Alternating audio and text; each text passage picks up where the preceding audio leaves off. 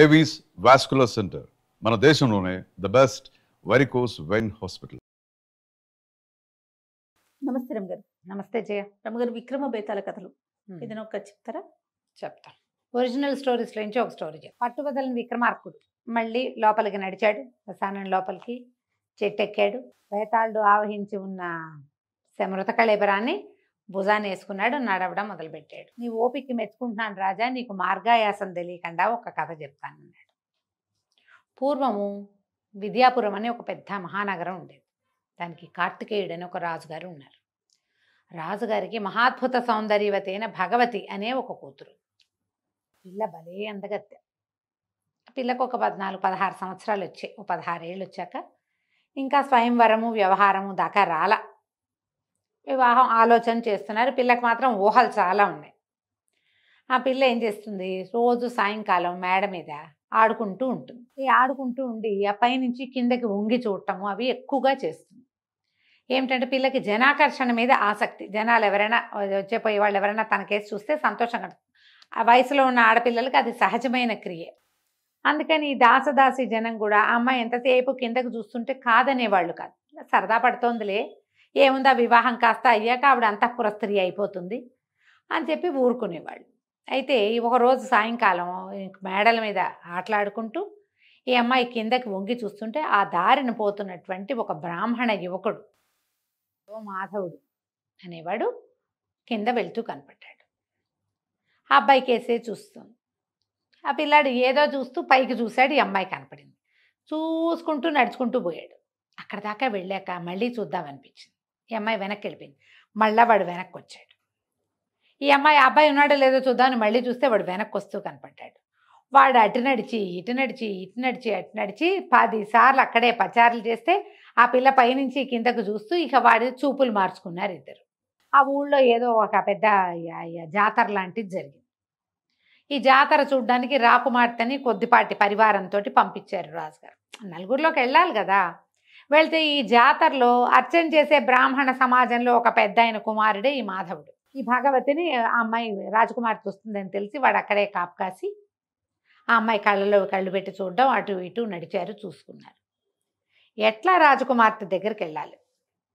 ఆమె చుట్టూతో 10 మంది దాదులు, 25 మంది చెలికత్తెలు, 100 మంది సైనికులు, కత్తి కటార్లు పుచ్చుకున్న వాళ్ళు.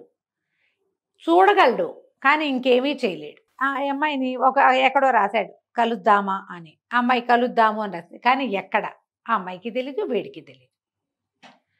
ఇలా అవకాశం వచ్చినప్పుడల్లా ఎంతసేపు ఒకళ్ళనొకళ్ళు చూసుకుంటూ ఉండేవాళ్ళు. వ్యామోహం పిచ్చి పిచ్చిగా పెరిగిపోయింది. ఎలాగైనా రాజకుమార్తెని చేరాలని ఉంది వాడికి. అయితే వాడు ఏం చేశాడు, తమకి స్నేహితుడైన ఒక స్నేహితుడు ఒక చోటకి వెళ్తూ ఉంటాడు, ఒక యోగిని కలవడానికి.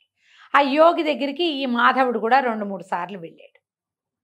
వెళ్ళినప్పుడు ఆయన ఏం చెప్పాడో సందర్భంలో, తీవ్రమైన కోరిక దేని మీద అయినా ఉంటే ఆ కోరిక తీర్చేసుకోవాలి అని చెప్పాడు. చెప్తే వీడు ఆ యోగి దగ్గర ఓపెన్ అయిపోయాడు. నాకు రాకుమార్తె మీద ఉంది తీవ్రమైన కోరిక, ఆమెను కలుసుకోవాలని ఉంది, అది ఎలా కలుసుకోవాలో తెలియటం లేదు అని మీరు ఏదైనా సహాయం చేయండి అని కాళ్ళు పట్టుకున్నాడు. యోగి అన్నాడు, ఓ పంచి, నువ్వు స్త్రీ వేషం వేసుకో, నువ్వు నా కూతురు అని చెప్పి రాజుగారికి అప్పచెప్తా. రాజుగారు ఆడపిల్లలు ఎవరైనా కనుక తనకు అప్పచెప్పబడితే వాళ్ళని తీసిపోయి అంతఃపురంలో పెడతాడు. కన్యాంతఃపురంలోకి ఆటోమేటిక్గా వెళ్ళిపోతావు. నువ్వు రాజకుమార్తెతోటి కావలసిన నాళ్ళు గడుపు, నేను 6 నెలల తర్వాత 3 నెలల తర్వాత వచ్చి నిన్ను వెనక్కి తీసుకుంటా అని చెప్పి కుర్రాడు ఒప్పుకున్నాడు. రాజకుమార్తెకి ఈ ఏర్పాటు తెలియదు, ఆవిడ తెలియదు, వీడే ఏర్పరిచాడు. వీడి తెలివితేటలే అనమాట.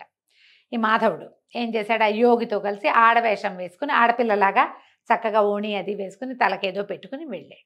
వెళ్తే యోగి రాజుగారికి నమస్కారం చేసి, బాబు నేను హిమాలయాలకి తపస్సుకి వెళ్తున్నానండి, 4 నెలల్లో తిరిగి వస్తాను, 4 నెలల పాటు నా పిల్లని రక్షించండి, మీ దగ్గర ఉంచుకోండి.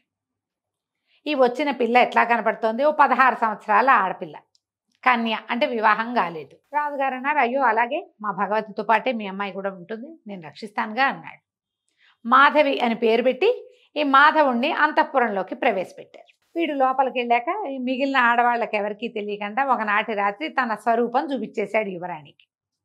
ఇక ఇద్దరు కలిసి ఉండటం మొదలుపెట్టారు. పగల ఆడవేషంలో తిరిగేవాడు, రాత్రి తన వేషంలోకి దిగిపోయేవాడు. రాజకుమార్తెతోటి స్వేచ్ఛా విహారం చేసేడు వాడు. 2 నెలల పైన గడిచినాయి. ఇంతలో ఏమైంది, ఈ రాజుగారికి మంత్రి గారు ఉన్నారు కదా, మంత్రులు ఉంటారు ప్రతి రాజ్యంలో. మంత్రి గారి కుమారుడు గుణశర్మ. ఆ గుణశర్మ మహాద్భుతంగా చదువుకున్నాడు, శాస్త్ర విద్యలన్నీ అయినాయి. మామూలు తెలివి కాదు. రాజుగారికి ఒక మంత్రాంగంలో హెల్ప్ చేశాడు. అయితే రాజుగారికి నీకు ఏదైనా నాకు కావాల్సింది అడగబోయి, రేపు పొద్దున నువ్వే మంత్రి అనుకో, నీకేం కావాలంటే అది ఇస్తానన్నాడు.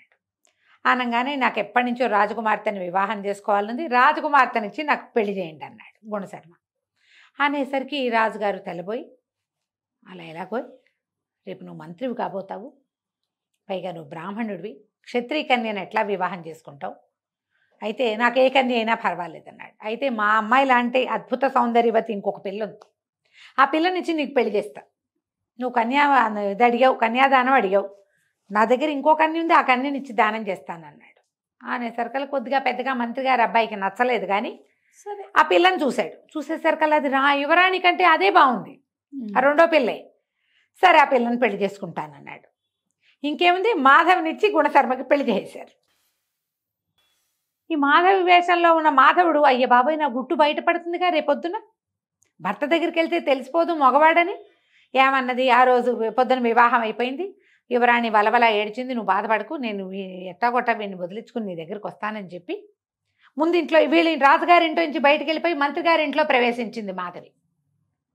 మంత్రి గారింటికి వెళ్ళిపోతున్న వివాహం అయింది. పునఃసంధానం ఏర్పరిచినప్పుడు ఏం చెప్పింది, బాబు మంత్రి గారి అబ్బాయితోటి, కాదండి నాకు ఒక రకమైన చర్మవ్యాధి వచ్చింది, ఇది చాలా సమస్య, మా తండ్రి దీనికోసమే తపస్సు చేయడానికి హిమాలయాలకు వెళ్ళాడు, అన్ని పుణ్యనదుల తీర్థాలు నా మీద చల్లితే నాకు అది పోతుంది, దీనికి ఒక 2-3 నెలల పాటు మీరు అన్ని నదులకి వెళ్ళి స్వయంగా నీళ్లు తెచ్చిపోయండి నా మీద, ఈ లోపల యోగి వచ్చేస్తాడు, వీడి ఆలోచన అది అని చెప్పేసరికి, సరే నువ్వు మా అమ్మ నాన్న దగ్గరే ఉండు, నేను అన్ని నదుల్లో నుంచి నీళ్లు పట్టుకొస్తానని గుణశర్మ ఈ భార్యని ఇక్కడ దిగబెడిచి తండ్రి గారి దగ్గర వెళ్ళిపోయాడు. ఇప్పుడు మంత్రి గారి కోడలు రాజుగారి అమ్మాయిని కలుసుకోవడానికి వీల్లేదు.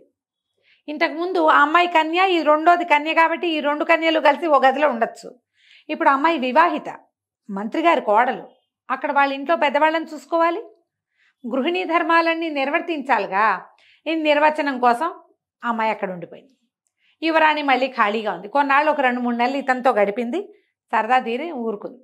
ఇంతలో ఏమైంది, యోగి వచ్చాడు వెనక్కి. ఇంకో 2 నెలలు గడిచేసరికి కల్లా ఏమన్నాడు, యోగి తనతో పాటు ఒక శిష్యుడిని తీసుకొచ్చి మహారాజు గారి దగ్గరికి వెళ్ళి, అయ్యా మా అమ్మాయిని మాకు పంపించండి, పిల్లకి ఇంకా ఉండని ఇక్కడే రాజుగారి నిర్ఘాంతపడిపోయి ఏం చెప్పాలా అని పిల్లకి పెళ్లి చేసేసాడు. తన కూతురు బదులు ఆ పిల్లకి పెళ్లి చేశాడు. ఈ లోపల యోగి గారు అన్నాడు, మరేం లేదండి, ఇగో నా శిష్యుడు, వీడు నాకు చాలా ప్రీతముడైన వాడు, వీడికి నా విద్యంతా నేర్పించా, నా తపస్సంతా ధారపోసా, మీరు మా పిల్లని కనుక నాకు అప్పచెప్తే పిల్లనిచ్చి వీడికిచ్చి పెళ్లి చేస్తాను అన్నాడు. అనగానే రాజుగారు గతుకుమన్నాడు. ఆ పిల్లకేమో తను పెళ్లి చేసేసాడు. ఏమన్నాడు, అయ్యా క్షమించండి, ఏదో ఒక పరిస్థితిలో మా మంత్రి కుమారుడికి ఇచ్చి మీ అమ్మాయినిచ్చి వివాహం చేశాను, మీరు ఇతరత్రా భావించవద్దు, రాకుమార్తెనిచ్చి మీ శిష్యుడికి పెళ్లి చేస్తాను నేను. ఇప్పుడు నేను మాట తప్పే పరిస్థితి వచ్చింది, ఇంకో దారి లేదు, కాబట్టి ఇక తప్పనిసరి అయినా సరే మీకు ఇచ్చి మీ శిష్యుడికి ఇచ్చి వివాహం చేస్తానని పొద్దున్నే పెళ్లి చేసేసాడు. అన్ని తొందరైనా పెళ్ళైపోయింది. పెళ్ళైపోగానే ఈ లోపల అందరికీ తెలిసింది రాకుమార్తె పెళ్ళైపోయిందో అని. అయిపోగానే మంత్రి గారింట్లో కూడా తెలిసిపోయింది. మంత్రి గారింట్లో కోడలి వేషంలో ఉన్న మాధవుడు లబో దిబోమని పరిగెత్తుకుంటూ వచ్చేసాడు. రాకుమార్తెకి పెళ్ళి ఎలా చేస్తారు, నేను ఆమెను ప్రేమించాను, నేను ఆమెతో గడిపాను, ఆమె నాతో గడిపింది, ఈ పెళ్లి చెల్లదు, ఈ పిల్ల నాది అన్నాడు. రాజుగారి నెత్తి మీద చేతులు పెట్టుకుని కూర్చున్నారు. ఇక్కడ దాకా చెప్పాడు పేతాళ్ళు. ఇప్పుడు చెప్పు, రాకుమార్తె ఎవరికి చెందుతుంది, మాధవి స్వరూపంలో ఉన్న మాధవుడికా, యోగి గారి శిష్యుడికా అనేసరికి విక్రమార్కుడు అన్నాడు, అమ్మాయితో నువ్వు ఎలా గడిపావనేది కాదు, శాస్త్రవిహితంగా వివాహం జరిగిందా లేదా అనేదే ముఖ్యం. అమ్మాయిని తండ్రి కనుక కన్యాదానం చేస్తే ఆ పెళ్ళే చెల్లుతుంది. అమ్మాయితోటి దొంగతనంగా వాడు ఎక్కడో ఏదో చేస్తే దాన్ని పెళ్ళనడానికి వీల్లేదు. గాంధర్వ విధిని వివాహం చేసుకుంటే వేరే కథ, ఇది వివాహం జరగల, ఈమె నాతో గడిపింది అంటున్నాడు. కాబట్టి అది చెల్లదు. యోగ్ గారి కొడుకే అల్లుడు, యోగ్ గారి శిష్యుడే రాజుగారి అల్లుడు, మాధవుడిని తన్ని తగిలేయటమే అని చెప్పాడు. కథ కంచికి మనం ఇంటికి. ఇది వినంగానే బేతాళుడు భలే సరిగ్గా సమాధానం చెప్పావు. ధర్మశాస్త్రం ప్రకారం తండ్రి ఈ పిల్ల నాది, నేను దీన్ని నీకు ఇస్తున్నాను అని ఎవరి చేతిలో అయినా పెడితేనే ఆ పెళ్లి చెల్లుతుంది. మీరు ఇతరత్రా ఏ వ్యవహారాలున్నా చెల్లదు. ఒకవేళ వాడు పెళ్ళే చేసుకుంటే అది వేరే కథ. ఆమె వివాహితగా చెలామణి అయితే అది వేరే కథ. అది కానప్పుడు ఆమె కన్యాంతఃపురంలో ఉండి కన్యగానే చెలామణి అవుతే తండ్రి చేసిన పెళ్ళే చెల్లాలి. చాలా బాగా చెప్పావు. కాకపోతే నువ్వు మౌనభంగం చేసావు కదా రాజా, నేను వెళ్ళిపోతున్నానని బేతాళుడు రయ్యమని మళ్ళీ చెట్టెక్కాడు. విక్రమార్కుడు మళ్ళీ వెనక్కి తిరిగాడు. కథ కంచికి మనం ఇంటికి. నమస్తే రమ్మగారు. నమస్తే జయ.